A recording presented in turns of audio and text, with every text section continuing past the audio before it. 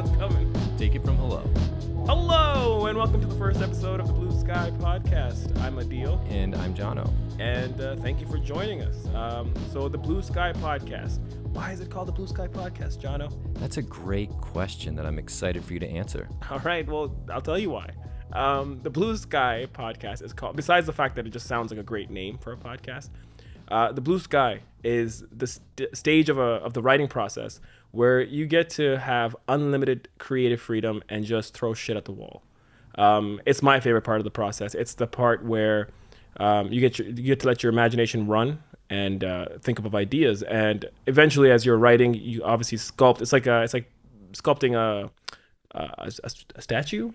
A statue works. A column, perhaps a bowl, a vase, an intricate tool that just kind of sits on a shelf. That's what I'm here for. So yeah, but as you get to sculpting, you kind of have to start like not limiting your imagination, but you got to start being more specific. But in the beginning, it's whatever you want. And that's my favorite part of the process because of that. And that's what this podcast is about. Because on a day-to-day, Adeel and I both direct TV commercials, and those are very short pieces of writing that are very constrained by time, resources, and budget. And the idea with this podcast is to give ourselves a reason to be accountable to longer form things that we both really want to do and explore, and not be limited by budgets or not be limited by client asks. God love them. It's literally throwing whatever we want at the wall and then taking those ideas and sort of forming them into a script in real time. Yeah, as of right now, we plan to write short film scripts. We'll see if that changes or if we, change our mind down the road. But yeah, we're going to create short film scripts. And of course, like as much as we want to just throw shit at the wall, you can't do that unless you have something to begin with. And we would like to call that a prompt. So what we did was before we started filming today, we basically took a bowl and we took a piece of paper, and then we each wrote 5 genres, film genres, like anything from like rom-com to like thriller, and we put them into the bowl. I don't know what Jono wrote down. Jono doesn't know what I wrote down. And the next part is going to be basically Jono picking something out of the bowl. And when the sacred bowl decides our fate, we're going to adhere to that. We're going to unpack the genre, and we're going to write a 3 to 5 page script. And that's going to happen every single episode. So we're going to walk away with this with a pile of weird, cool, bad, interesting scripts. And hopefully you can listen along and riff with us and tell us what you think, and maybe it'll jar your own writing inspiration. So let's go to the prompt. The prompt. Okay, so we wrote random genres. I don't know what he wrote. He doesn't know what I wrote, but we're going to pick one, and then we're going to write a short script. I'm just going to blindly do it so I don't inadvertently grab one of mine. Oh, I did grab one of mine. I can tell by the way it's folded because my folding is so bad. Okay. You're almost like, I wish I didn't write this. Yeah, so I wrote slapstick comedy. Okay. But we could just do comedy. And if it becomes slapstick, that's cool. Okay, cool. So okay, how about this? Start with, what's slapstick comedy to you? Well, give me some movies. Slapstick comedy is like Airplane. It's Dumb and Dumber? Dumb and Dumber, 100%. Like Farrelly Brothers canon. Okay. Wet Hot American Summer, David Wayne canon. If you Google it, Jackass, of course, Three Stooges. Jackass. Yeah, because it's like... I guess that's like slap dick comedy. Exactly. That's a whole genre on its own. That's a good point. Yeah. There is the Benchwarmers, totally. Benchwarmers. Nacho Libre. Yeah, Jack Black, Yeah. Paul Blart what is it? Paul Blart Mall Cop? Yeah, so many L's. Yeah, it's a mouthful. Joe Dirt. I mean, it's basically all the fucking Carrey. movies that Jim Carrey was in, and Rob Schneider, and Me, Myself, and Irene, Mr. Deeds. Yeah, okay. I mean, yeah. It's balls to the wall comedy. Mm-hmm. Like it's very like fucking.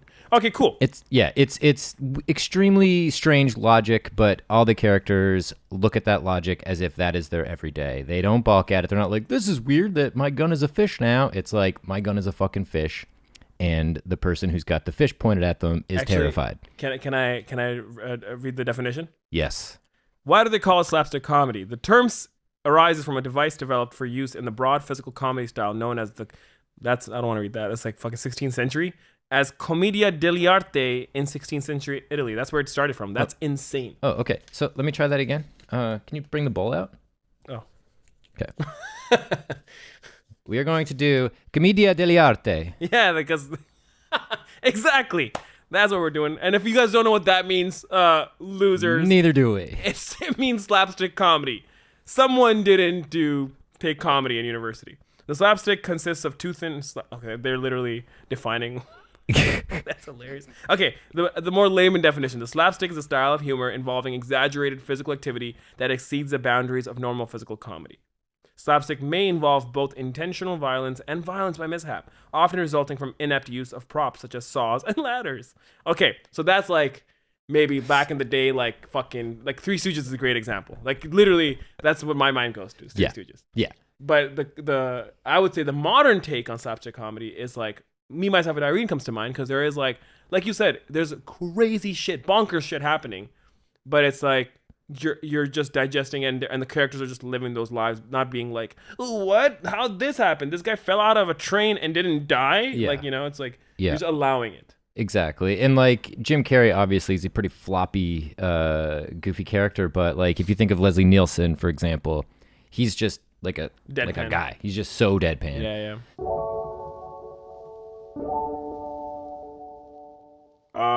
This is the blue sky part. So maybe we take that slapstick comedy suggestion, and much like, when we're doing improv, we get and then we kind of do whatever the fuck we want with it. 100%. We look at that and we think about, okay, what's like a really grounded situation that we could sort of make slapstick, like this comedy of errors that cascades into something that could be slapstick but could still be grounded. I'm trying to think, what if I'm trying to be meta about it. I'm like, what if it's about someone like, okay, this is like the bad version of the idea. Okay. But what if it's like those like films like Freaky Friday or whatever, where like you wake up and you're in a world and you're like, what happened?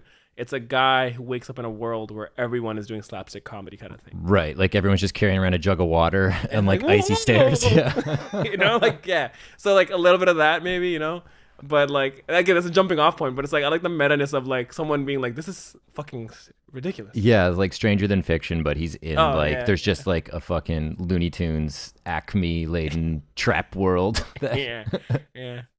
Okay. Or is it a school for slapstick comedy? It's like School of Rock, or like, it's like Patch Adams is the movie where it's like. Yeah, I think that's a movie about a clown comforting terminally ill children. So, how do we make that slapstick? He squirts him in the face with a little. Please, mister. I have 4 hours to live. And Robin Williams is like, I'm a hot dog. Oh, I'll make it quick then. That could be that. And again, this is blue sky, so I don't mean to shut it down, but like, all I think about is like if it becomes a teaching scene, as long as we can stay away from like the like, here's how you learn, how's there you be a slapstick. If there's a banana peel here, you step on it. Yeah. Like it could be a different way. Or like what do those students do during break? Like, is it a scene during break? And you want to make it really like a weird, like dodgeball level kind of. Oh, dodgeball is a great slapstick. Yeah, it is. What if it's like a kid who goes to like slapstick academy, but he wants to be a drama actor. So it's like he goes in and like it starts maybe during a scene like the teacher's teaching something and it's like how to fucking take a pie to the face or some shit, some stupid shit. Something better than that. But then it's like you said, that's a great point, like a break, or like they go outside during recess or whatever, and the kid has this like moment of like, can I tell you guys something? I don't want to be a slapstick comedian. Like, it's like this kind of moment. Or like the dad is like wants him to get into slapstick comedy, and then he's like, I don't want to be like you, Dad. I want to be Shakespeare. I want to be a CPA. Yeah, count. Yeah. I like that. Like he wants to be a real actor. The fish out of water. But like, is there a sort of slapstick equivalent to being a real actor that he would prefer to be? Because the dramatic actor is always like, I don't want to call it low hanging fruit, but like, that's what every actor like wants to be serious. Yeah. You're saying like, if he doesn't want to be slapstick comic, does he want to be a different type of comic? You mean? A different type of comic, or does he maybe I think pulling it out into plumber or something like that might be too broad, but like, could he? Yeah, because I was gonna say like CPA thing or like I think it's hilarious, but for a short, I think it's too much of a. It's You have to kind of stay in the realm of acting or something. okay. Yeah. I think at least. So yeah. Well, maybe what's the event that made him or her or they turn their or change their mind, and what's the turn in decision they make to go off to dramatic academy or. That's the thing with shorts. You can find one moment in time or like this 1 week of his life or whatever, and really just pump out like a arc, right? For sure. It's like it could be the film starts with him going to an audition maybe, and they're like, "Oh, you're here. Well, we're not doing." When you go to theater schools and stuff, I think there are different streams. I didn't go to theater school, but I had a lot of friends who did, so my friends might be like screaming at the thing. Just joking, they're not listening. So imagine you go to audition and you're like, I want to be like in the drama stream, but something happens that's very funny and slapstick, and you get thrown into the slapstick world. So you like you didn't get into the drama stream, so you're now in slapstick stream, and all of a sudden you're carrying around jugs of water, and you're like, I just want to be normal. Okay, yeah. So you're saying the reverse, where he started in drama, because we were saying he's slapstick and he wants to quit to go to drama. You're saying he starts in drama, and then kind of gets put into slapstick, maybe discovers that he's really good at it, or like unintentionally good at it. But he's upset because he's never done the one thing he always wanted to do. But there's always that thing. There's always that one sort of thing in the back of your head. Again, now to make it more interesting, like I don't want to just do like a very linear storytelling. What if it's like either he's on his deathbed, starts off, it's fucking Citizen Kane, or it's slapstick. Was that Rosebud? Yeah. Or that's great. Or it's like he gets an Oscar or he gets some kind of award, and then backstage he's like thinking back to his life and how he fell into it. You know what I mean? Like how he literally fell into it. Yeah. The framing device is what's important to me. Where it's like it shouldn't just be linear of like, hey, I want to be drama and I'm this. It's like, what can we? Okay, so we like the idea. Comfort wise, does he start slapstick and then the twist is he wants to get into drama, or the fact that he's done slapstick his whole life and he's looking back like, man, I really wanted to do drama. I think that's it. Like finding the moment outside of the moment, right? Yeah. And like you could do some flashbacks or whatever, but is he on his deathbed and had this supremely successful slapstick career, but did want to do drama, and he did do like one regional drama play once, and that's all he talks about. He's like, oh, when I was in Peterborough at the whatever local arts theater, I played Hamlet, and I blah blah blah. And someone wants to give him an award for that play just to like kind of appease him at his entry into the next plane of existence. But then something happens, like the bottom falls off the trophy, or like it slips out of his hand, or it's too slippery. I don't know. Another thing we should kind of maybe caveat here is you're going to hear a lot of bad ideas, and I'm not going to censor them. And so no, there's no censor. You got to throw all the ideas. I feel like we've thrown so much shit. That's why we're even getting close to like something right now. Yeah. What could happen that's funny to a dramatic actor? Well, it's like becomes slapstick? Well, the question is the movie a tragedy? You know, because it's like because if it's a tragedy, then it's like he does slapstick is economics to him, and he does economics for his whole life, and or like slapstick, and then he's like, but my true love was drama. You know, like he whatever. Or is this like a fun, like happy Little Miss Sunshine film where it's like he gets into slapstick and he's like, oh, this was my true calling, making people laugh. So that's the question. Yeah. Right. Mm-hmm. What do we like more? Do we want to make a dark, which is so funny that the genre you picked a slapstick and we're considering making it a dark fucking thing. I love it. Well, I feel like everything I do, I always end up having a dark lilt to it because I have that in me for some reason. I just find in some cases, not all cases, but bad things tend to be more funny, or they heighten it, or you're just like, they tickle you in a more visceral place because you're like, I do not want to be where this guy is right now, but I can't look away. Okay, you want to write something dark then? What if it doesn't have to be dark, but like there always could be. Like tragedy. Yeah. We don't have to actually, but here's a pitch. Here's a blue sky pitch. What if it's about a guy, slapstick, killing it, He didn't want to get into slap, but he got in. Blah blah blah. Then the film maybe starts with his like the film. Oh, I love it. Like Tropic Thunder. How Yes. there's like it starts with promos or whatever. So this short starts with like a montage, a reel of his slapstick scenes. So his career almost, Yeah, yeah. So you see a bunch of like, how like Jack Black, Mr. the farting thing, whatever. Yeah. In Tropic Thunder, where it's Yeah. it's like trailers of his films. It's like maybe 4 or 5 little montage of the scenes of in this montage, and then it cuts to even posters of like his life, and it's like all these hit, and they're like we have to think of the cheesiest. It's like not to shit on any of these, but Nutty Professor, for example, like that title even is so funny. So it's like Professor Fallington or whatever, like the blockbuster hits that he's made in his career. Yeah. And then and these posters are on his agent's wall, and as we pan over, his agent's sitting there, and our character walks in, or he's already sitting there, and he goes, the agent's like, all right, what's our character's name? Let's call him Hector. Okay, Hector, you've been dodging it, but we need an answer. Are we doing the 4th installment of fucking Slippery's? I don't know, some funny name of a film. Professor Fallington. I don't fucking know. And he goes, okay, I want to talk to you about something else, actually.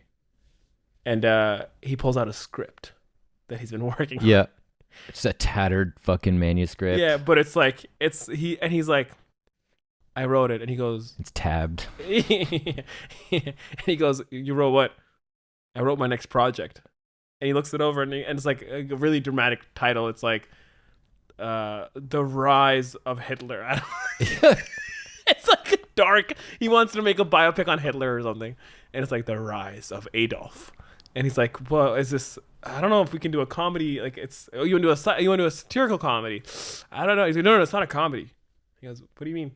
It's like it takes place in the darkest times of World War II. Yeah. In the bunker. This is Hitler's last moments. Oh, beautiful. Yeah.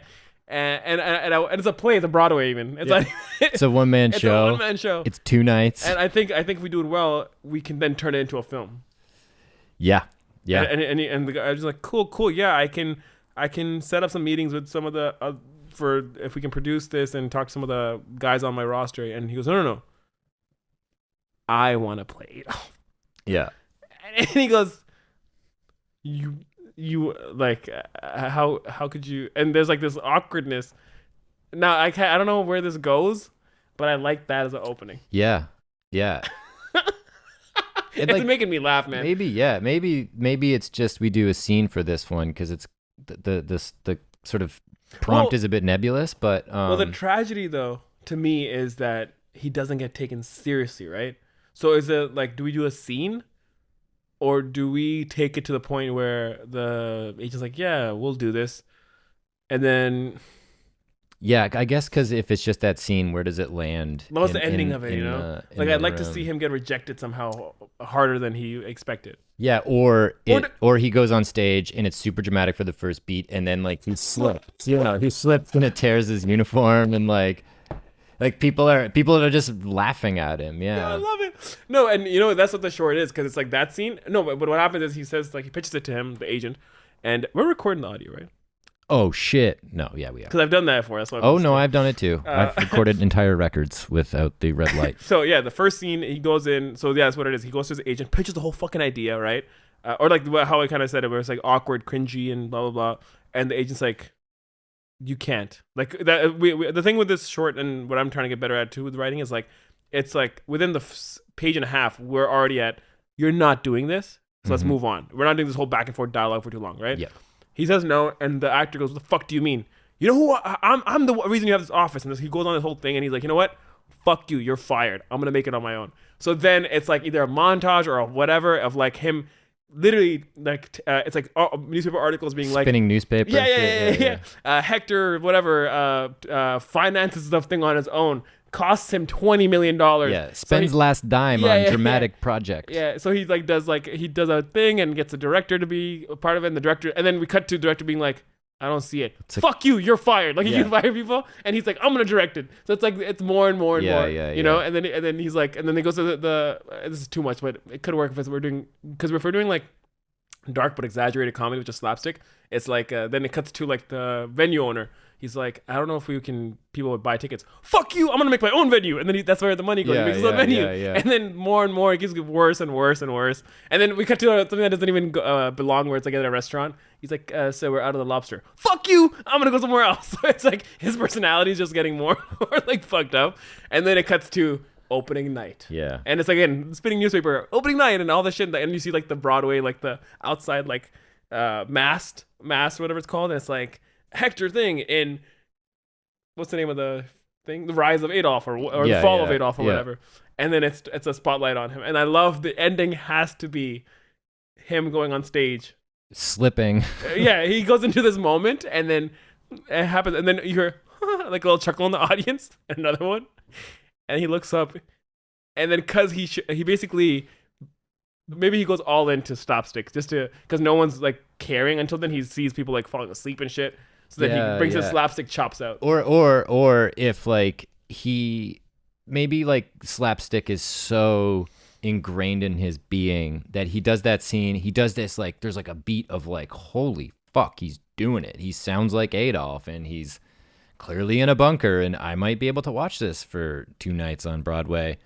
But then he does something innocuous, like slips, and it tears his pants a little, or he falls, and then there's this beat of like silence, chuckles, he gets up, he's fucking mad, but then just starts like he's so livid and just like so frustrated from tanking his life to do this, that he's knocking shit over, and like plants are falling, you know what I mean? Like he could be, is his motivation rage. So you're saying that he almost got away with it, like he was almost about to do a great performance. Yeah, he proves us wrong for a second, and then something some act of God happens where he slips, it becomes laughter, he's like berating the audience, but while he's doing that he's slipping and falling, and like perfect, like the set seems almost tailor-made for a slapstick Schadenfreude, like the cascade events or pots, whatever, or like the wall falls, or and and like the wall comes down, and he like the window like perfectly like lands on him or whatever, like a Buster Keaton Western thing. And the window goes right through him, and whatever. It's just all that shit, and then like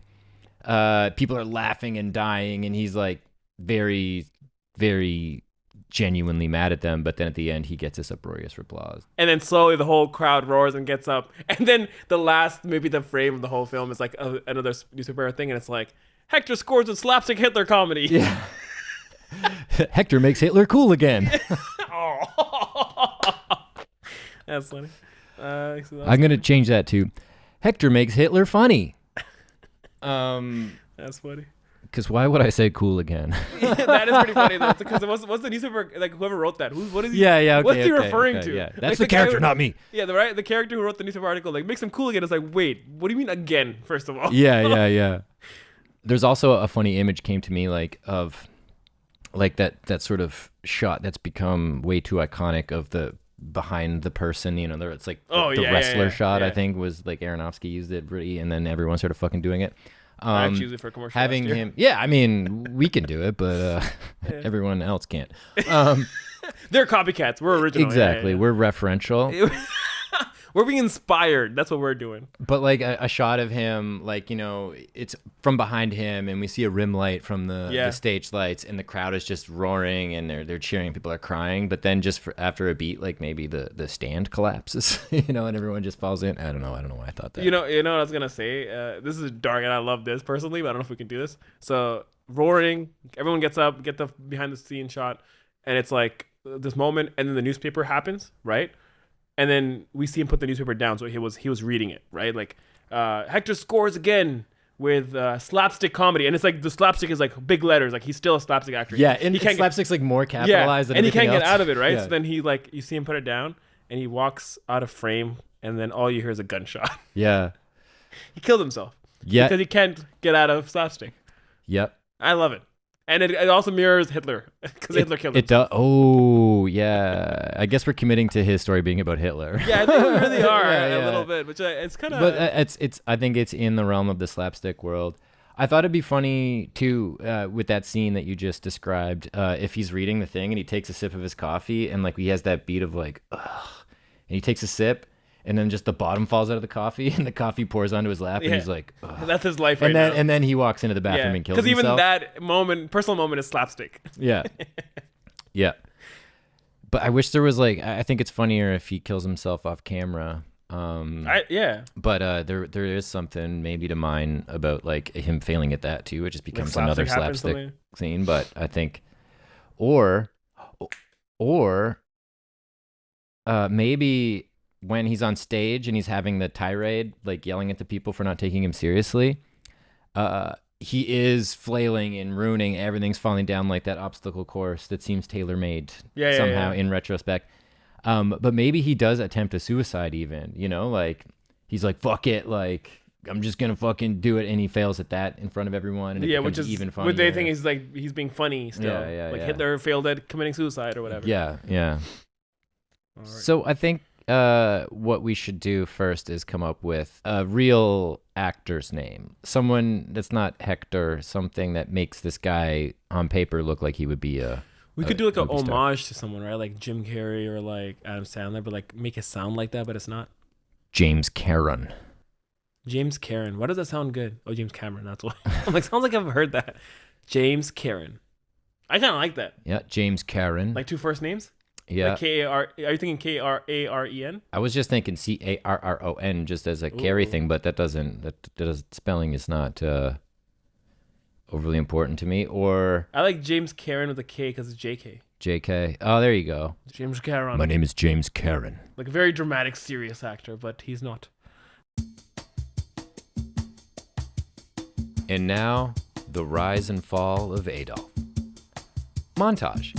We see a montage of scenes and trailers showcasing the hit movies and illustrious career of our main character, world-renowned slapstick actor, James Cameron. Interior, agent's office. A decorated wall of blockbuster posters featuring James Cameron and various slapstick characters. Films like Dr. Nuts, Dr. Nuts the sequel, It Just Got Nuttier, Dr. Nuts 3, Extra Nuts, Dr. Nuts the animated series, and Dr. Nuts Masterclass, How to Be Nuts. Paul Dump, 38, sits behind a desk framed by these posters. James Cameron sits across from him. What's that, Paramount? Oh yeah, you know it. Okay, Paramount. He's actually sitting right across from me. Yeah. Oh, he looks great. You know what, Paramount? That's just crazy enough to work. Bye, Paramount. He slams the phone down. Guess who that was? A beat of silence. Paul Dump raises his eyebrows enticingly. Paramount. James rolls his eyes. They're ready to pull the trigger on Dr. Nuts 5. Anna Faris is already attached to play your twin sister. They're already talking action figures. James sighs and drops a hefty manuscript on the table with a loud thunk. This will be my next project. Paul's posture droops. James, not this again. Paul Dump slaps a bobblehead of Dr. Nuts on the table, and it wobbles. We can't have you... I'm done with Dr. Nuts. It's time for me to do something real. There's so much more to me than slapstick. But you're so good at it. Good at what? Good at slipping in puddles of water? At dropping vases? That my ice cubes are so heavy they break through the bottom of the glass? That every door I touch, the doorknob just slides right out? Yes, all of that. James gets up, furious. I'm doing this play, Paul. Well, I will have no part of this. Then I'll do it myself. You're fired! James storms out. The camera slowly pushes into the script on the desk. Insert of the title page, The Rise and Fall of Adolf. James comes in and grabs the script out of frame. Cut to montage. 1. A spinning newspaper with the headline, James Cameron flushes the dump agency after decades of partnership. 2. James with a costume designer at a sewing machine. James hands them an unsewn Nazi armband. The costumer shakes their head, no. Then, I'll do it myself. You're fired! 3. James with a potential venue owner. I don't think anyone's gonna buy tickets to this, man. Then I'll do it myself. You're fired! 4. James with a contractor. Sir, we've been working for 3 days with no food or drink. Can we please see our families? Sure. Really? No, I'll do it myself. You're fired! 5. A final spinning newspaper headline. James Cameron spends entire fortune on dramatic one-man play, learns new trades. Exterior theater night. The rise and fall of Adolf adorns a shoddy-looking marquee. Interior theater continuous. The murmur of an excited crowd is silenced by the appearance of a single spotlight on the stage. James Cameron, dramatic actor, steps into the light. A collective gasp at the sight of his Nazi uniform. He takes a moment to bask in his accomplishment, looking into the darkened crowd with pride. This is it. This is his moment. No more slapstick. He takes a deep breath and a step forward. The crotch of his pants rip. There's a moment of awkward anticipatory silence and then a lone chuckle from the crowd. James is red in the face. His eyebrow twitches. He feels the rush of failure for a quick moment before collecting himself and noticing the desk to his right. He slowly limps over, trying to keep the rip at a minimum, and hobbles over to the desk. He gets behind it, hiding his tear, and gets back into character. Another deep breath. He begins his monologue and goes to sit down on the chair behind the desk. Crack! The chair collapses. Now, more chuckles from the crowd. He pops back up from behind the table and screams at the top of his lungs. 9! He slams his hand on the desk and it goes through it like cardboard, showing off his shoddy workmanship. He looks at his hand. There's a piece of wood stuck to it with a nail. He stares for a moment, trying to process the pain. Then... the crowd roars in laughter. They think they're watching a comedy. This will go down as the greatest slapstick performance of all time. As James frantically paces around the stage, trying to shake the wood off his hand, he slips on his own blood and does the splits in an awkward fashion. And in doing so, he exacerbates the tear in his pants. The audience loses it. He gets to his feet quickly, with only one pant leg remaining. It slides sheepishly down his ankle as the audience dies with laughter. Humiliated, James walks to the side stage and reaches for the doorknob of the exit. When he pulls the knob, it slides out with ease. The roar of the crowd is deafening. The walls and curtains of the set begin to shake. James turns his back to the audience as one of the giant set pieces topples onto the stage. He is perfectly framed by the window hole, unscathed save his nudity and blood-dripped clothes. The crowd is ecstatic, giving this legend a standing ovation. Cut 2. A spinning newspaper with the headline, James Karen gives performance of a lifetime. Signs deal with Paramount for movie adaptation. Interior, James's study, night. James sits in a wingback chair with a collection of sophisticated-looking books behind him. He's wearing an expensive silk robe, reading that newspaper. A quick beat, then he reaches for his tumbler to refill his bourbon. He drops the ice cube in, and it breaks through the bottom. He sighs once again. With a look of defeat, he stands and walks at a frame. We remain in the empty room. A gunshot is heard off camera. Then, another sigh. And now, the recap.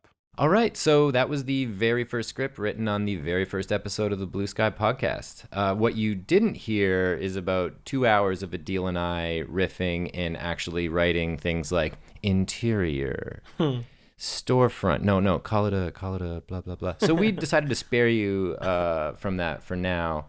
But we figured we owe a recap section to kind of talk about what we did and what we didn't include based on the Blue Sky. Yeah, no, for sure. I mean, there were certain parts that, which it's a fun part of the writing process because it's like, yeah, you do the Blue Sky and then you write the script, and then as you're writing the script, you start like stumbling upon things. It's like you have a flashlight and you're walking forward into the script that you kind of vaguely know, and then all of a sudden you're like, wait, what if we took a right here instead of a left like we had planned? So that was kind of fun during the writing process. And this is sorry, when I say writing process, this is like the stuff that we did cut out, which we really debated, but we're like, it's an hour and a half of you guys just listening to us click and type shit. Maybe someday you'll want to hear that, but yeah. we'll go easy on y'all for the first part. yeah. So there was like my thing that we realized. One of the things that kind of what I'm going off of is like when we were writing the part that when he gets on stage, does he do a monologue and then something bad happens, or does this happen, or like how do we get to the point where he's on the stage and he's Mr. Dramatic and he's about to do his monologue, and then all of a sudden he falls back into the tropes of him being a slapstick genius. And a lot of our discussion revolved around is he just gonna fall into the slapstick traps, or is this guy such a profound slapstick actor that his being exudes the idea of slapstick, that no matter what he does, he will fall, he'll slip on that banana peel, that ladder will fall on his head, the bucket will spill. You know what it is? Actually, it's funny. It's nature versus nurture. We were trying to figure out, is the slapstick nature or nurture? Where is it like this weird innate ability he has where he opens his mouth and slapstick comes out, like obviously that's a metaphor. And the nurture is like, yeah, the universe kind of conspiring and making him be slapstick. So as we were writing, before we got to that scene, and that's what I love about writing sometimes, is you just start writing and you just like start walking into this forest and you have a flashlight and you don't know exactly what's ahead, but you're just going forward, and you have the blue sky gave us a vague idea of, okay, we know the beats, but we'll see, and we weren't, we both had not decided fully that this is how it's going to end or this was going to happen. But as we were writing, we got to the stage scene, and then John pointed out that we didn't even realize that in this joke or this montage of him kind of being like, you're fired, and kind of just doing everything himself, by being the person who makes by being hiring himself as a contractor to make the stage, James Karen is not a contractor. He's not someone who does that, right? Like, he's like an actor. So him making it automatically makes it a shoddy stage. So now it's again him trying. His intention is to be dramatic, but the universe is like, nope. Like, this is the obstacles in your course, and now you're gonna end up on a stage where, without even, I know you don't want to be slapstick, but you're gonna make the stage fall, and everyone's gonna laugh, and they're gonna love you for it, and you're gonna remain a slapstick genius. And so by virtue of us just being silly and writing whatever, we created the confluence of nature and nurture. Not only does he exude slapstick and he can't make a step forward without doing something funny, the world has also become that because he built it. And it all just cascades together in a very nice little package. Yeah. No, Earlier that day. So what we have here, and I didn't even think of this, but with the costumer, he's the costumer, so it's going to be shit. It's going to rip. All right. And then the says, and then this fucking thing's going to fall apart. He built his own little slapstick thing because he's horrible at it. I enjoyed that when we got to that part, because that's one of my favorite things, man, when you kind of get to this place where you're like, oh, we haven't thought ahead of this, and now we've caught up to our writing, and now we have to figure out the ending, and it's like, it just comes to you because you've almost created a world, and I know it's a little cheesy to say this, but I really feel like when you're writing, you create a world that has a mind of its own, and it takes its own kind of like fate in its own hands, and you kind of get out of the way, and you're just like, oh, what else is going to happen? And the world is almost, the script is telling you what's next, Mm-hmm. And that's always fun, because even with the ending of this story, we were like, yeah, we have an idea, we're going to get there, but as we wrote, and the character grew and he evolved, it's almost like, oh, this would be the best way to end it, instead of what we kind of discussed, you know? And as we're sort of building that airplane while it's taking off, we're discovering the rules of the world. And of course, we kind of walked in with some of those rules, given the references we had and whatnot for past slapstick movies. But the actual shape of it is literally taking form while the plane is taking off, which is also an exciting thing to see. Like, we know we have to build an airplane. And that's our goal. Like, by the end of his session, we're gonna build a plane. But what's exciting is the plane might change. You know what I mean? It might turn into a jet, or might turn to a different kind of, like a different model, or a Wright brothers proto flying. Yeah, exactly. You never know what plane you're gonna end up with. And like any time you write a script, especially a first draft, the first draft is just, most of the time, in my experience, the character is very bluntly telling me how they feel, and you have to go back in and bury all that stuff in subtext. But for this purpose, we kind of wanted a cleaner script. There are parts that could use a lot of love, but I'm not going back to that. But yeah, Dr. Nuts. Like, we tried to think a lot about what are these movies that James Karen has been in. What's the sort of, what's his Austin Powers? What's the canonical thing, the franchise that he comes from? And we thought about it forever and ever and ever and ever and ever, and we just couldn't think of anything more than Dr. Nuts, Dr. Nuts 2, Extra Nuts, blah, blah, blah. Well, Dr. Nuts was like the first thing you said, and they were like, yeah, this is good, let's think of something else. And then spend 5 to 10 minutes. And then we blanked, but just on nothing else. But in retrospect, just applying that to things like Tropic Thunder that we talked a lot about, and Naked Gun and Airplane, the dumbest thing is the answer. So I think the right thing to do was to just call every movie Dr. Nuts. He's this huge, famous, unbelievably successful person for the Dr. Nuts franchise. And I think just by virtue of us not thinking forward, we still kind of nailed the genre by being dumb and not exploring further. Oh, for sure. I mean, my favorite, we were talking about, again, the process where we cut out, but we were talking about Tropic Thunder quite a bit, and we were talking about Scorcher Earth, Ben Stiller's franchise in it, and that's literally the only one besides Simple Jack that they show in it that he's done. And I think that's the point of a film like this, where it's another thing that James Karen is so kind of down on, is the fact that that's it. It's not even that he's made multiple franchises or that he's done other comedy films or slapstick films. It's the fact that he's Dr. Nuts, and that's all he is. All his fame, all his glory, all his money is from this massive fucking Fast and the Furious level franchise, where it's Dr. Nuts. Exactly. And like to go back to what you were saying about, the rules of the genre or rules of the world that we're creating, in that world, something like Dr. Nuts would be Indiana Jones. It would be whatever, so it does play into that a lot. And we had a big conversation about what happens to him on stage. I know we already talked about, does he exude, is he like just vehemently slapstick, like regardless of how much he desires not to be? Does the world affect him, blah, blah, blah. But we kind of tried to play as many funny gags like tearing and smashing and falling and that, but we didn't want to go too overboard. But I think what we ended up with was a good sort of escalating series of blunders. Yeah, and I mean, to me, man, like it's like when we were writing it too, I remember I kept limiting or like kind of being like, let's not do more slapstick. Let's do like these 3 or 4 things. But it's because, like, to me, what I enjoy about the script we wrote is it's not. I didn't want the slapstick to be, even though I know we picked the genre for slapstick. I wanted it to be a story that kept unfolding and like being kind of like ahead of the audience, where it's not we're just relying on like slapstick jokes to make it a slapstick short. It's like, it's really, if you I mean, I don't know, maybe I'm being deep and no one else, or I don't even know if you felt this way, but to me it's like, it's about a struggling artist who's trying to break out of his typecast. That's what it's really about to me, and that's what I like about it. And I think that that's the plot, is that's like, it's about the struggling artist and trying to break out, and then the story, the way you sell it, is like, slapstick funny film, watch it. Yeah. Like, again, the characters in slapstick movies aren't like, I'm just a dummy. They're like, they have real goals and real desires with real human emotions. And that's what drives it. If it's just slapstick, then it's like, do you even want to watch it? But it's like, you see him go through this like personal journey, but also fall on his face. Exactly. That's when it's fun. It's like hitting the gas on a race car, but like, what's the dumbest things you can do in that race car without killing yourself? Yeah, that's a good way to put it. I just also like the fact that we picked slapstick, man, and then we ended up here is great. Like, I was legit bummed when I pulled it out. I was like, why did you write that, dude?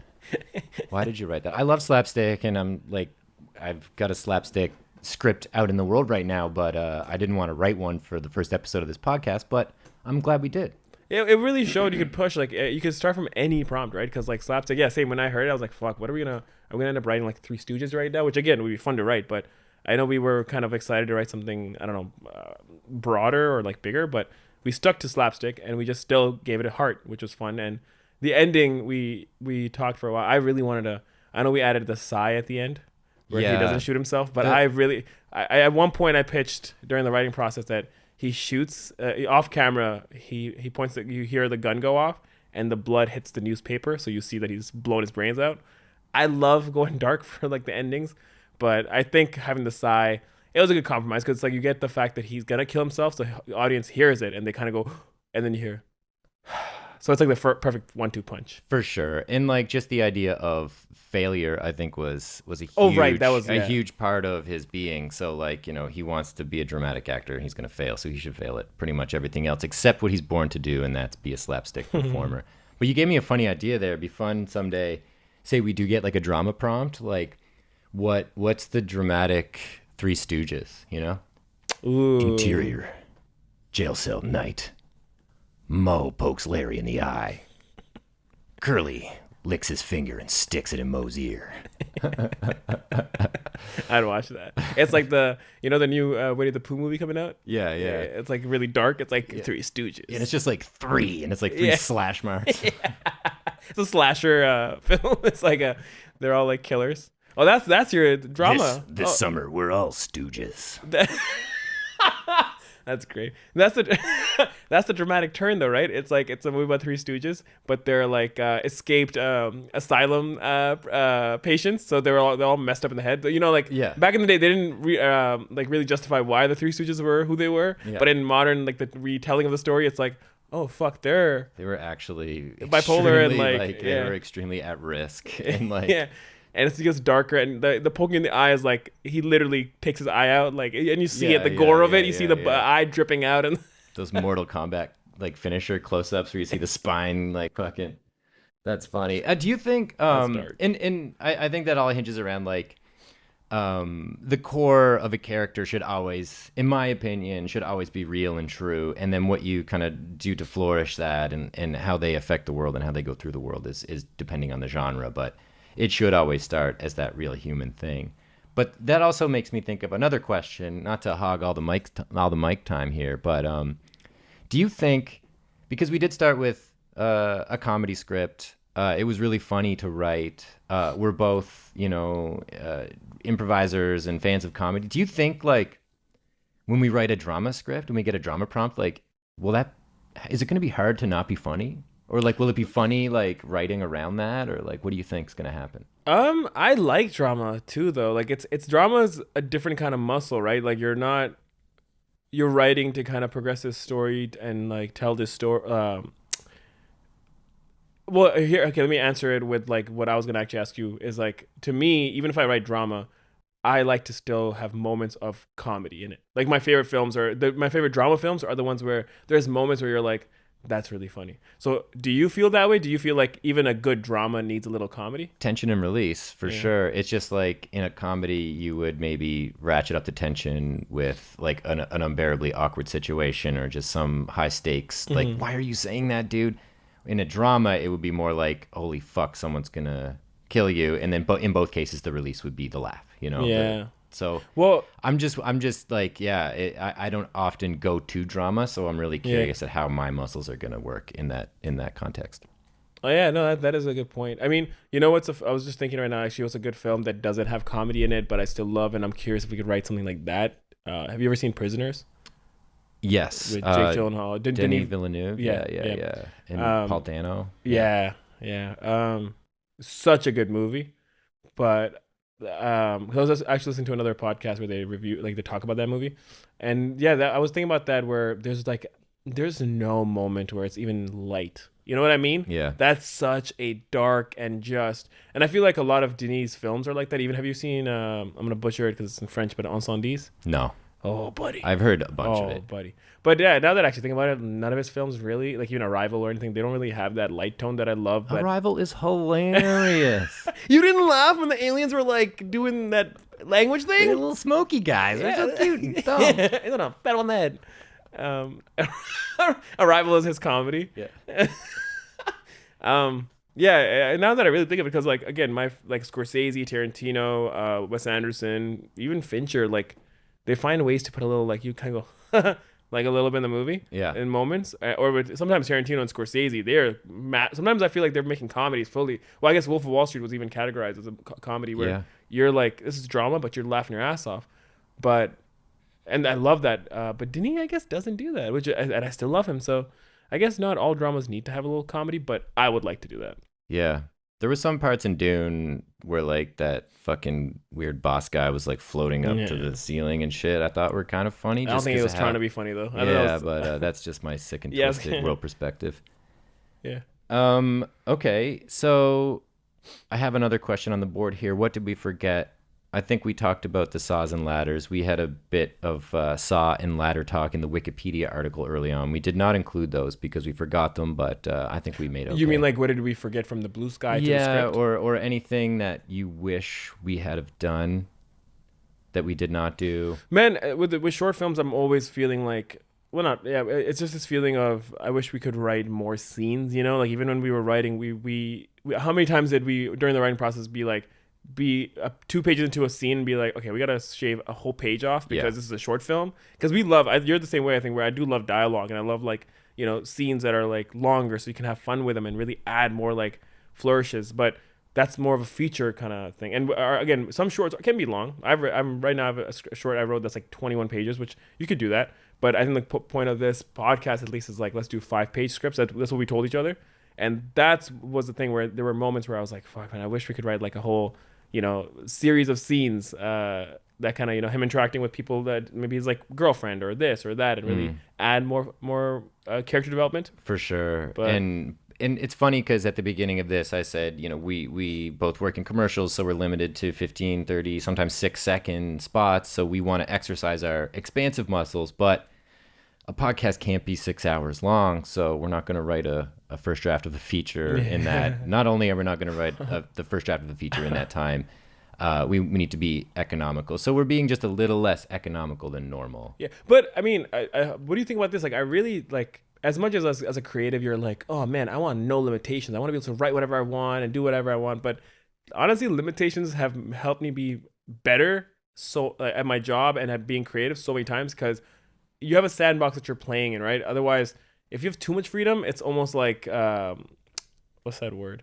Having too much freedom is like having too much rope to hang yourself with. You kind of just get too self-indulgent, or you get too like, out there, and you kind of lose sight of what the purpose of the script was. For sure. And someone said that like limitation is the mother of invention or some shit. That's like probably 4 different people. Let's say it was Philip Seymour Hoffman, Chris Nolan, and Angela Bassett. All 3 of them. I think Chris Pratt said it. Oh, Chris Pratt. He doesn't belong on that list, but Chris Pratt was in the movie about the coining of that.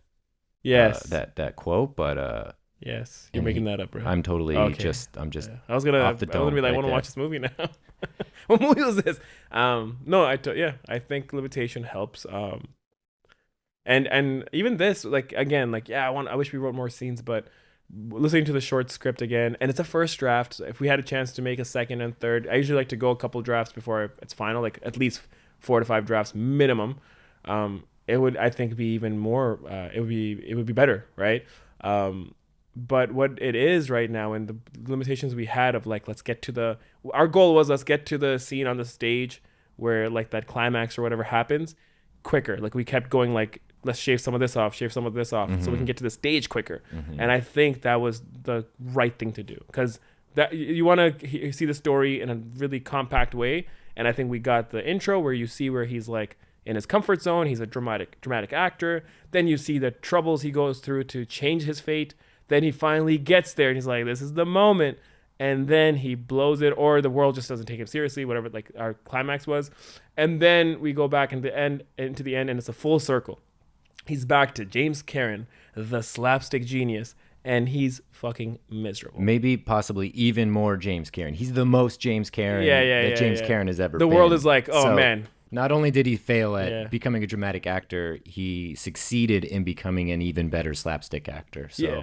And you know how they say, like, by the end of the script, like, you obviously don't want to end up in the exact same place. Or sometimes you do. Some films do that, but you don't want to end up in the same place. But in a funny way, he did grow. Not only that he became a slapstick genius, he wanted to get out of the Dr. Nuts shadow, get out from underneath the Dr. Nuts shadow, and he ended up in a new under a new shadow. But again, it's a different shadow. It's a bigger shadow, and it's a self-written shadow. In much darker shadow than the shadow that preceded. Yeah, and Dr. Nuts turns into Rise and Fall, Fade Off. Yeah.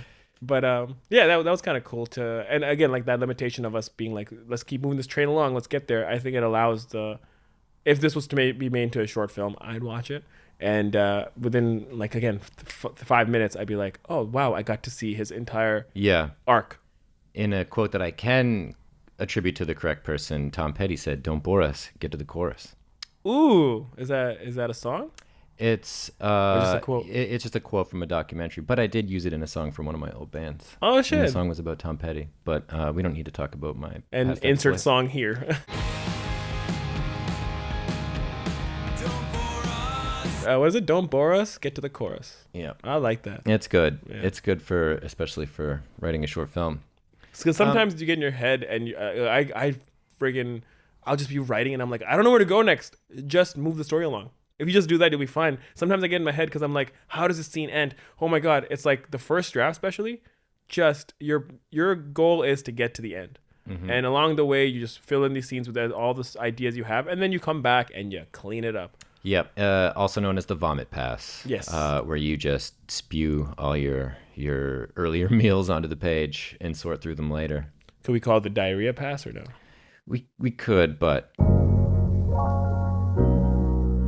In conclusion. Oh, look at that. Sweet. We wrote a fucking 5-page script. It's a first draft, and I think it's a great first draft, and I think that there's still so much we can fuck with.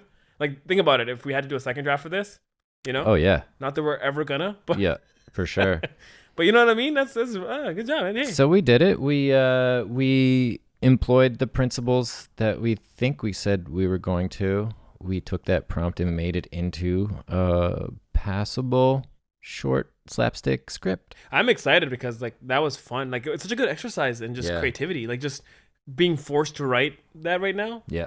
Being put on spot. I'm like, that's amazing. So yeah, I'm excited like how many scripts we're gonna churn out. Fucking put some stuff in a bowl. Pull the word out. Make shit happen. Yeah. Yeah. Who would think a slapstick comedy would lead us to write this? So you never know. You just need a prompt. Yeah. It all starts with a prompt. And then you get Hitler.